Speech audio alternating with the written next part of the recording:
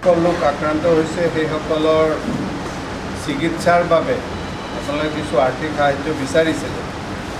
আপোনালোকৰ আবেদনসমূহ আমি মুখ্যমন্ত্ৰী কাৰ্যালয়লৈ পঠিয়াইছিলোঁ আৰু আজি মুখ্যমন্ত্ৰী কাৰ্যালয়ৰ পৰা প্ৰায় 122খন আবেদন তেখেতসকলে আমালৈ পঠিয়াইছে আৰু ইয়াৰ পিছত আমি এইটো পঠিয়াইছিলোঁ 22 তাৰিখে। 22 তাৰিখৰ পিছৰ পৰা যিখিনি আবেদন পঠোৱা হৈছে সেইখিনি পুনৰবাৰ আমি পৰ্যায়ক্ৰমে আমি পঠিয়াই থাকোঁ। এইবাৰো আকৌ পঠোৱা হৈছে। গতিকে আজি যিসকলে পালে তেখেতসকলৰ নামটো 22 তাৰিখৰ আগতে অহা হৈছিলে, তেখেতসকলে পালে আৰু 22 তাৰিখৰ পিছৰখিনিও যেতিয়াই আমাক মুখ্যমন্ত্ৰী কাৰ্যালয়ৰ পৰা এনেকৈ চেকবোৰ দি দিয়ে তেতিয়া আমি আপোনালোকক দিবলৈ সক্ষম হ'ম।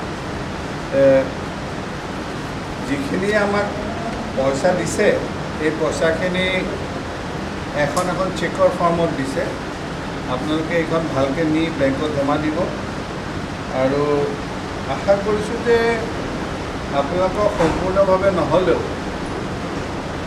আজি আপোনালোকে যিহেতু এটা দুৰ্যোগৰ সন্মুখীন হৈছে, এই সন্মুখীনত কিছু হ'লেও সকাহ দিব। মই আপোনালোকৰ আশু আৰোগ্য কামনা কৰিছোঁ।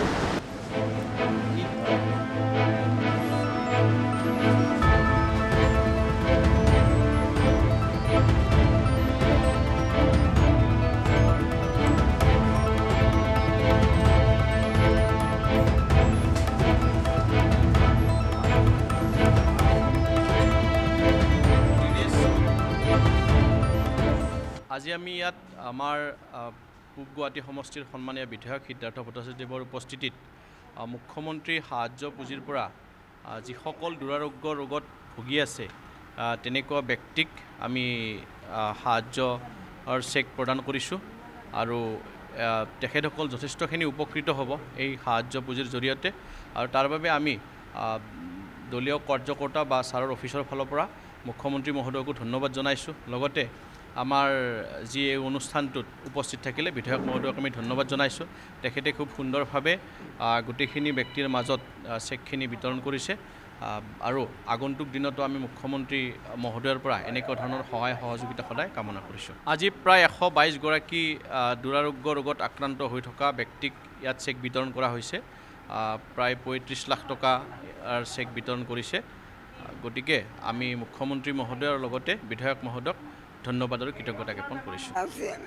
আমাক সহায় কৰিছে।